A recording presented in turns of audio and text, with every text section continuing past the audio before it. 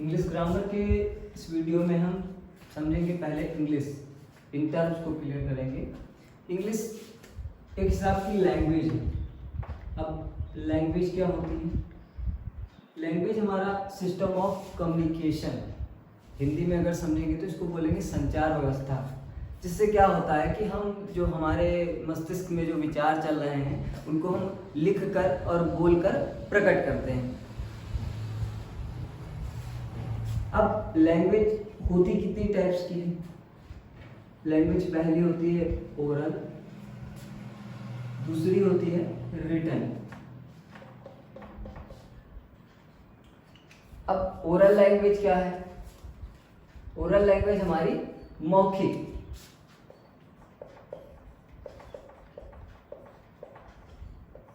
मौखिक भाषा है और ये हमारी लिखित भाषा है। अब मौखिक भाषा वो होती है जिसे हम अपने कानों से सुनते हैं या फिर बोलते हैं। लिखित भाषा क्या है? लिखित भाषा वो है जिसे हम पढ़कर या फिर लिखकर अपनी चीजों को प्रकट करते हैं, अपने विचारों को प्रकट करते हैं। सबसे पहले लैंग्वेज के टू टाइप्स, मौखिक और लिखित। अब इसके बाद हम आएंगे ग्रामर पे। अब ग्रामर क्या है? तो हम ग्रामर में देखेंगे जैसे कि ग्रामर क्या है, जैसे कि ग्रामर हमको यूज क्यों पड़ा ग्रामर का।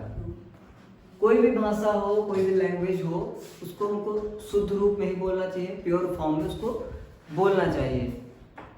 उल्टा सीधा बोलेंगे तो सामने वाले को उसका अर्थ समझ में नहीं आएगा, उसका कोई तात्पर्य नहीं निकलेगा। इसके लिए हमको ग्रामर की जरूरत पड़ती है। ग्रामर हमको क्या सिखाता है? ग्रामर हमको रूल्स प्रोवाइड करता है। ग्रामर हमको रूल्स प्रोवाइड करता है कि हमको कौन सा सेंटेंस या कौन सा वर्ड कहाँ पर उसको रखना है। ये क्लियर हो गया कि ग्रामर की हमको जरूरत क्यों पड़ती है। अब सबसे पहले हम देखते हैं कि इंग्लिश जब हमने पढ़ना स्टार्ट किया था तो उसमें सबसे पहले हमने क्या लिखना स्टार्ट किया? ए से एप्पल लिखना स्टार्ट किया। तो ए से स्टार्ट करते हैं, ए हो गया। अब ये ए हमारा क्या है? ए हमारा एक प्रकार का लेटर है। लेटर जो हमारा होता है वो स्मॉलेस्ट यूनिट होता है लैंग्वेज की। स्मॉलेस्ट यूनिट मतलब कि भाषा को इससे छोटे रूप में नहीं लिखा जा सकता। Smallest unit of language. अब हमारा लेटर क्लियर हो गया यहाँ पे। अब अगला चीज आता है वर्ड्स, क्योंकि किसी भी सेंटेंस को जब हम बनाएंगे तो हमको उसमें वर्ड्स चाहिए होंगे। अब वर्ड्स कैसे बनेंगे? वर्ड्स क्या होगा? कॉम्बिनेशन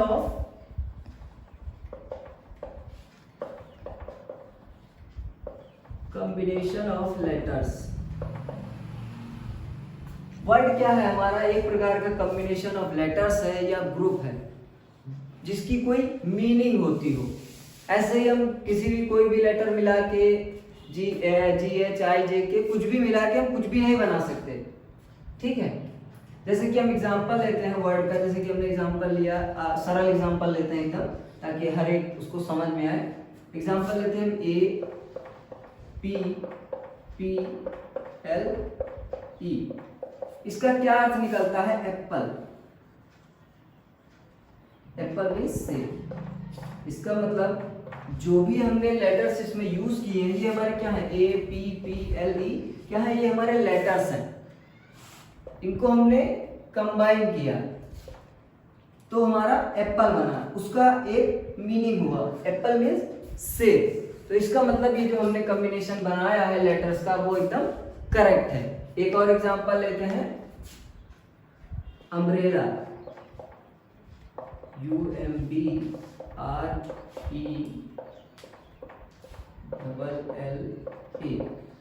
अब ये इससे क्या है? अम्ब्रेला बनाया हमने।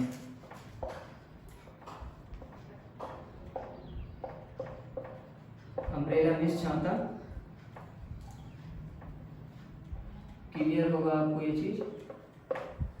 अब हमने लेटर्स को क्या किया? यहाँ पर कंबाइन किया। ये हमारे सारे अल्फाबेट्स के लेटर्स हैं जिनको हमने कंबाइन करके एक वर्ड बनाया जिसका कोई मीनिंग है। हम कुछ भी मिला के वर्ड नहीं बना सकते। जैसे कि कोई भी ले लिया, मान लीजिए इसी का ले लेते हैं, एप्पल में जो लेटर्स हमारे यूज हुए हैं वो लेटर्स हम दोबारा यूज करते हैं। यूज किया हमने E plus L plus P plus A plus P, तो ये लेटर्स तो सारे वही के वही हैं जो हमने इसमें यूज किए हैं। लेकिन क्या ये सही है? ये सही नहीं है। क्यों नहीं सही है? क्योंकि ये एक प्रकार से जब इसको हम जोड़ेंगे तो इसका कोई अर्थ नहीं निकलेगा, इसका कोई अर्थ नहीं निकलेगा। इसका मतलब ये रॉन्ग कॉम्बिनेशन है। अब हमारा वर्ड्स क्लियर हो गया।